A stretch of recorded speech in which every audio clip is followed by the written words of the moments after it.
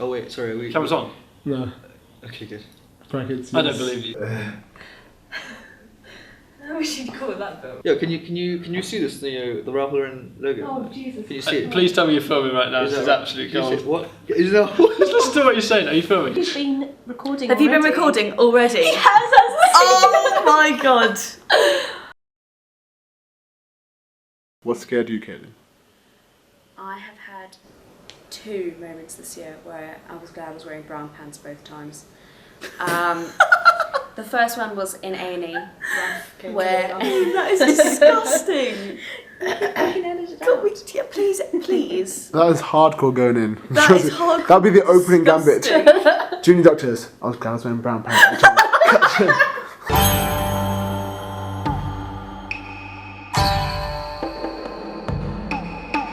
The scariest moment I ever had was My first day as an FY1, basically on course straight away.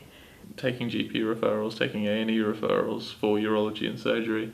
Sometimes it can be a bit overwhelming, and I don't think I've full on cried, but I was pretty nervous. Day 2 of working as a doctor, some chap had a DK and a heart attack at the same time. oh god. what?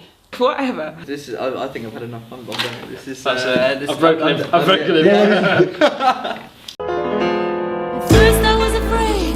I was petrified. Oh, scariest time. Without a doubt, my first crash call.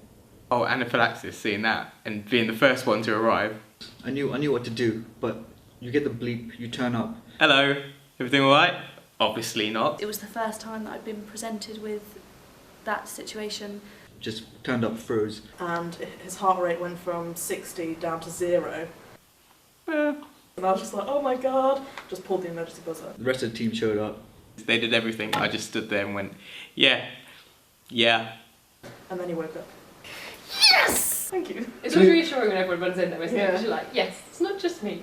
And it's one of those things where you reflect back on it, and it's been quite a good learning point to know that you may seem alone, but you never are alone. It doesn't matter who you ask for help, as long as you do ask for help. Where's this conversation gone? It's gone all deep. Well, yes, but it's also a high pressure situation because my baking skills are also on show. What?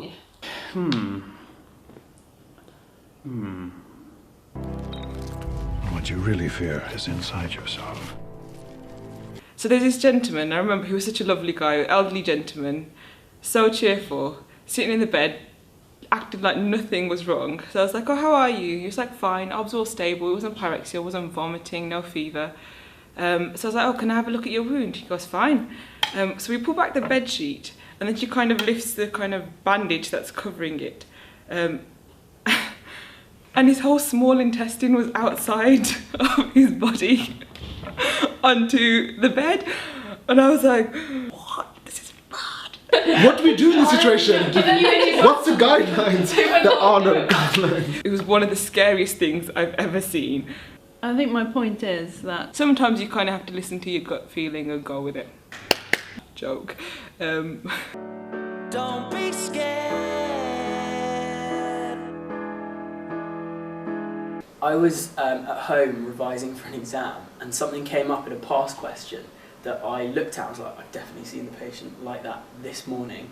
Have I missed this? And I looked at the answer, I got it wrong. I was like, oh my god, I've literally missed this diagnosis. It was something so rare as well. It was like esophageal rupture or something from chest pain, like so rare. And I was like, and every line of the history fit this woman. I was like, oh my god, I've missed it.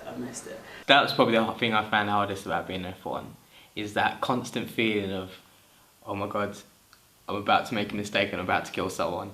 Constantly, you're going through life just thinking, I need to double check everything, triple check it, and then check it once more. So I had to ring Joe, who was the on-call reg at the time, and I was like, Joe, you have to just review this lady for me. I'm pretty sure I've missed an esophageal rupture. He's like, I'm pretty sure you haven't. Probably wouldn't be alive, but I'll check all the same.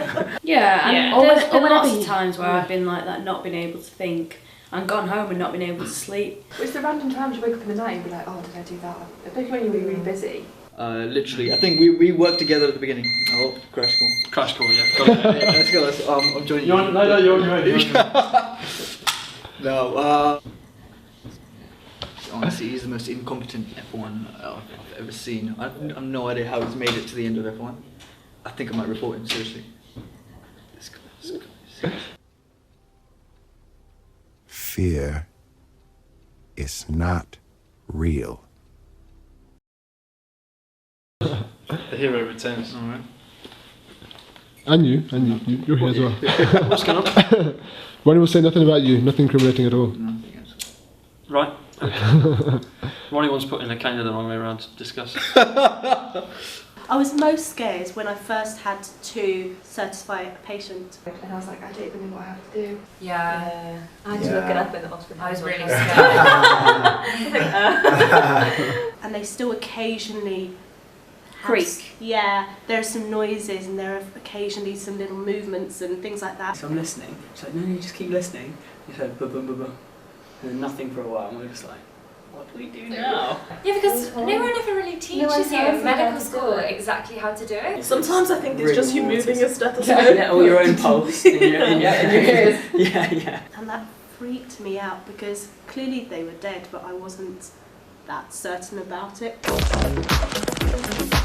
Let's move away from that one. Shall we? Mate, this is why you need to manage your team and manage your ward. Otherwise, you won't. This isn't even turned on. This isn't even on. Mate, okay, That's why for the record, this is turned on. Finish it I up, don't. mate.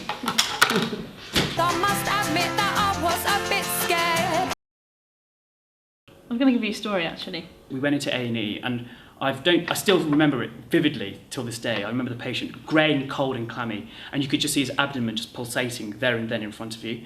And I just remember Prof. He said, right, let's take him to theatre. So we just wheeled him straight from resus in A&E up to theatres. It took about 5 minutes. Once we got into theatres, I've never seen anyone really say this actually. It's almost like watching a movie. He was like, right, forget about scrubbing up, just give me the scalpel. And at that point, me and the registrar just quickly scrubbed up while he actually just did a incisional, laparotomy right in your face, right there in theatre, and no one was scrubbed. And we just came out, we just literally just washed our hands with some iodine, put our scrubs on, came in. He got the aortic clamp. He opened the tummy up, took the retractors, opened up the abdomen, saw the huge aortic aneurysm. You can see it just gush. Got the aortic clamp, clamped it, and he goes, Patel, because he would call me by my surname. Patel, you don't move here for the next 6 hours, and just gave me the aortic clamp. If you move, this patient will die. I remember just standing there for the next 6 hours with an aortic clamp, with my right hand dying, wanting to swap hands, wanting to sweat, wanting to touch my nose, wanting to just itch, because I was itchy everywhere, but I had to stay there for the next 6 hours. And then we had to do it again because another one came in a few hours later, and then another one. So we didn't get home till 5 a.m. that morning. We were then expected to turn up, which we all did, at 7:45 for the morning ward round to see all the patients. So that was an incredibly frightening experience, but also one of the coolest ones I had. At first I was afraid, I was petrified. I was petrified. I've been asked to let a bee out. What? I've been linked to let a bee out of the ward, yeah. Was that one of your scariest moments? No, I wouldn't say there's any. I wouldn't say there was a scariest moment apart from those initial steps, but just because everything is so new.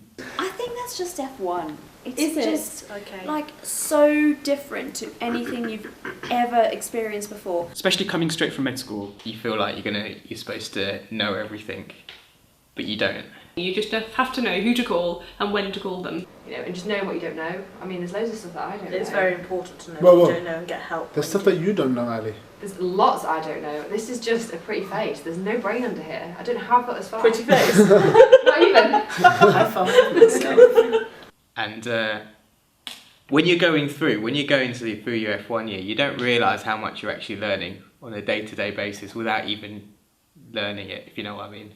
You just pick it up by like osmosis. It all just goes in. Even when you get those really dark moments, you end up learning from it, and later on you can see that actually they really help you in more situations than you realise. Remember that? Yeah.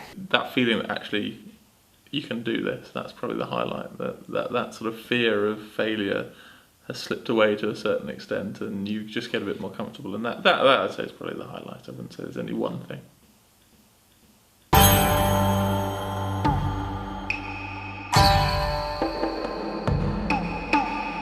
Mr. Oh, Morale. Mr. Morale! Just the man we were looking for. It's your cue. And you came on exactly bang on it, Mr. Morale. Pull up a seat. Join us. I'm so happy that happened on camera. Omar, you haven't been putting the films on Facebook, have you?